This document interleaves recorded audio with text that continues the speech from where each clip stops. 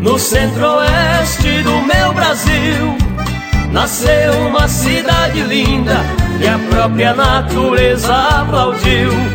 Um mineiro de Monte Alegre que tinha um sonho no coração e fez aqui realizar para o orgulho da nossa nação. No dia 26 de agosto, 1899, José Antônio Pereira foi o pioneiro desta causa nobre. Campo Grande, cidade morena, se fico distante, fico a sofrer. Quem um dia pisar no teu chão, entrega o coração pra não mais te esquecer. Campo Grande, cidade morena, se fico distante, fico a sofrer. Quem um dia pisar no teu chão, entrega o coração pra não mais te esquecer.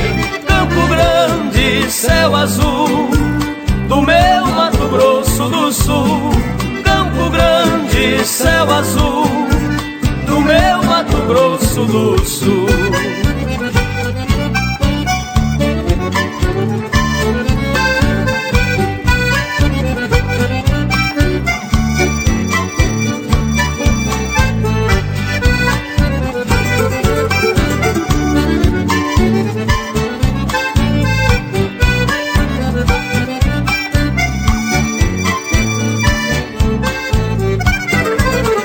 Dia 26 de agosto, 1899, José Antônio Pereira foi o pioneiro desta causa nobre.